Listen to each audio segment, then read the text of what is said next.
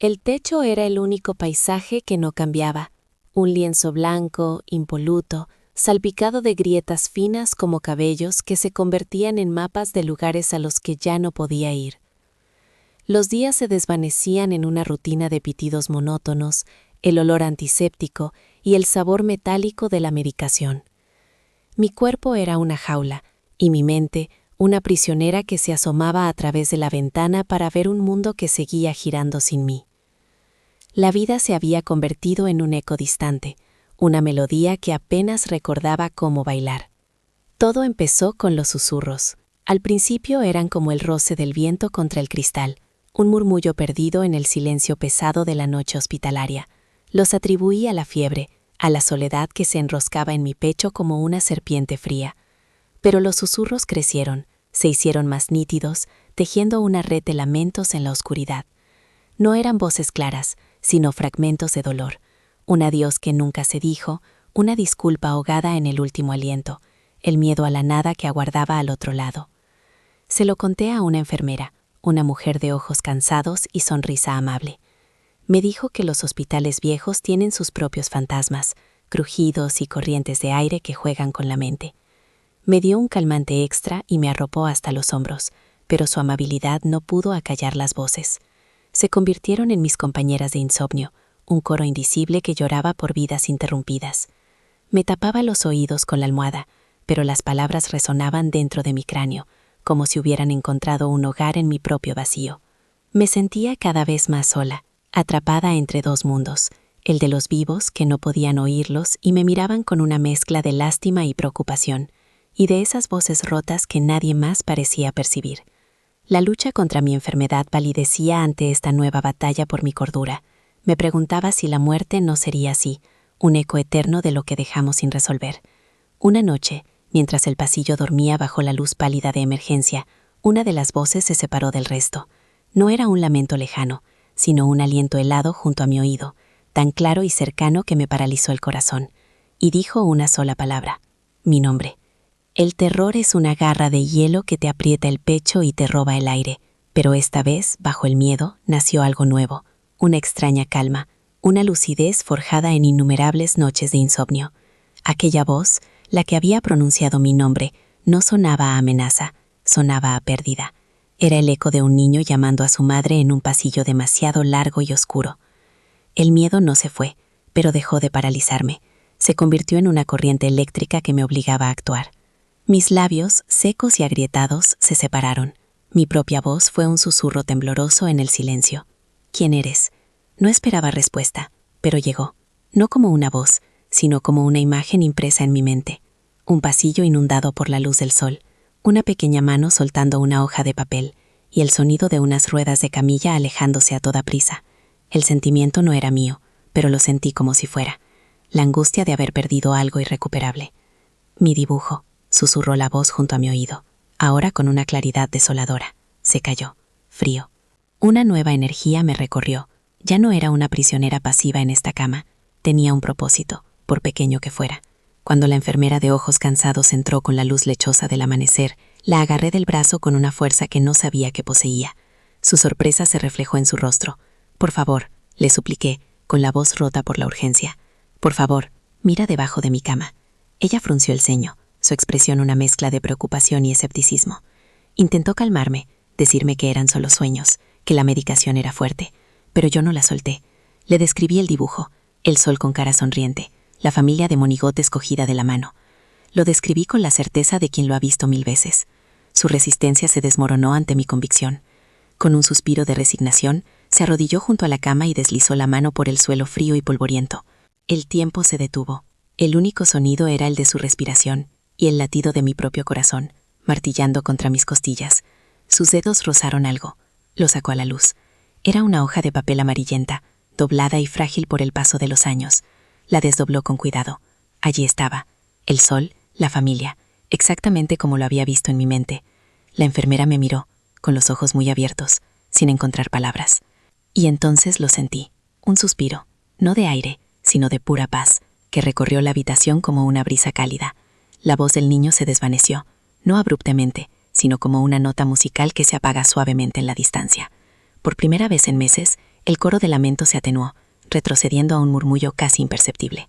El silencio que dejó a su paso no era vacío, sino pleno, lleno de una gratitud silenciosa. Había funcionado. No estaba loca. Esas voces no querían hacerme daño, solo querían ser escuchadas. Una comprensión profunda y abrumadora se apoderó de mí. Sanar no era solo curar mi cuerpo, era esto, era tender un puente sobre el abismo del olvido. Pero mi alivio duró solo un instante, porque en ese nuevo silencio, los otros susurros, los que habían permanecido en segundo plano, comenzaron a alzarse. Ya no eran un coro anónimo, ahora tenían rostro, tenían nombres, tenían historias. Y todos se giraban hacia mí. El miedo no se había ido, simplemente había cambiado de forma. Ya no era el terror paralizante a lo desconocido, sino el peso abrumador de una responsabilidad que no había pedido.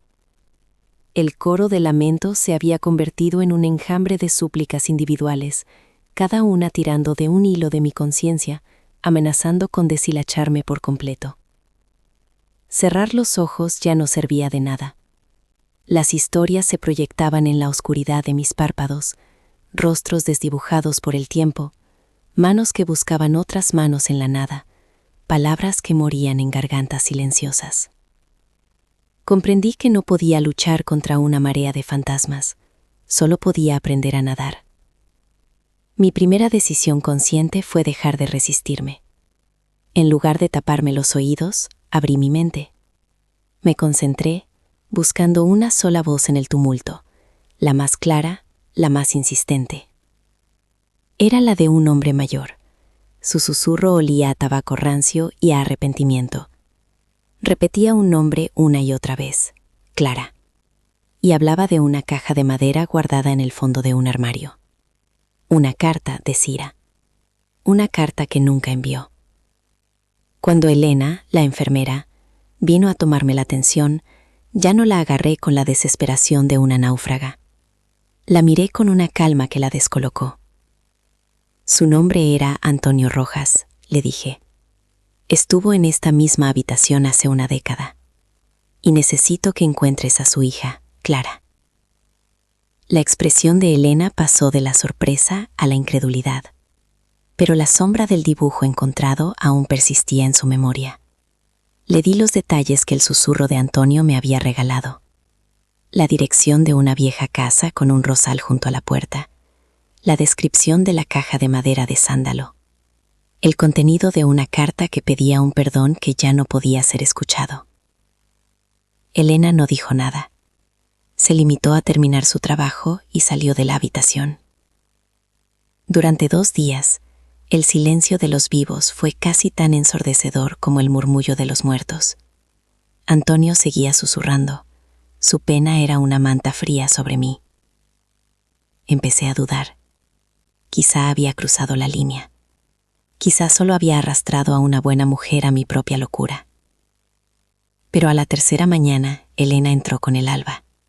No llevaba su uniforme, sino ropa de calle. En sus ojos ya no había cansancio, sino un asombro reverente. Encontré a Clara, dijo en voz baja. Le di la caja. La leyó delante de mí. Y en ese instante, el frío que me envolvía se disipó.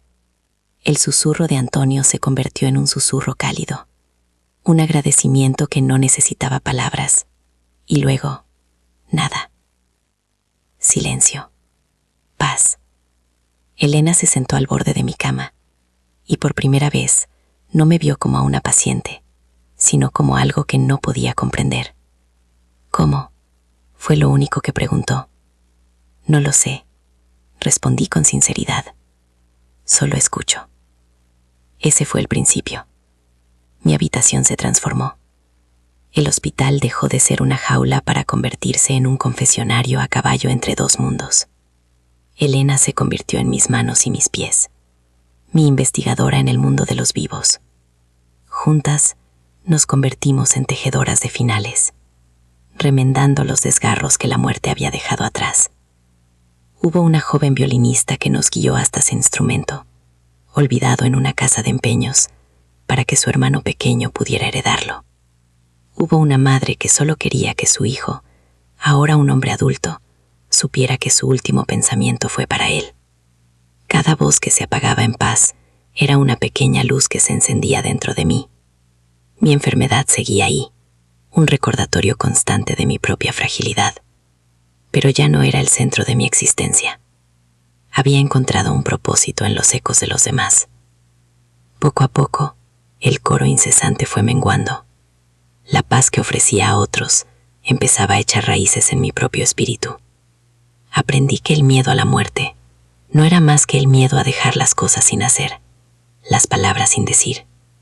Y mientras ayudaba a otros a cerrar sus círculos, sentía que mío propio se completaba de una forma que nunca habría imaginado. Una tarde, mientras la luz dorada del atardecer inundaba la habitación, un silencio casi total se instaló a mi alrededor. Solo quedaban unos pocos murmullos, muy lejanos. Sonreí, sintiendo una ligereza que no recordaba. Pero justo cuando una oleada de calma me invadía, un dolor agudo, como una aguja de hielo, me atravesó el pecho. Las máquinas a mi lado, mis compañeras constantes, rompieron el silencio con una alarma estridente y continua. Elena entró corriendo, pero su rostro ya no era de mi cómplice. Era la máscara de pánico de una profesional que ve cómo la vida se escapa. Y en medio del caos, entre los pitidos y las voces de alerta, escuché un nuevo susurro, más cercano y familiar que ningún otro. Era la voz de mi propio miedo, preguntándome si después de ayudar a tantos a encontrar su paz, a mí ya no me quedaría tiempo para encontrar la mía. El mundo se encogió hasta convertirse en el sonido agudo y perforante de la alarma. El rostro de Elena, una mancha borrosa de angustia. Voces lejanas gritando términos médicos que no entendía. El frío no era ya el de una presencia ajena, sino el de mi propia sangre retirándose de mi piel. Y en medio de ese túnel de caos, la última voz, la que había temido toda mi vida, susurró con una claridad aterradora. ¿Y tú? Decía. ¿Quién contará tu historia? ¿Quién cerrará tus círculos? Era el eco de mis propios miedos. El libro a medio leer en mi mesilla de noche. La llamada que nunca devolví a mi madre. La disculpa que le debía a una vieja amiga. Todas las pequeñas hebras sueltas de mi vida se arremolinaron a mi alrededor, formando un fantasma mucho más denso y real que todos los que había ayudado.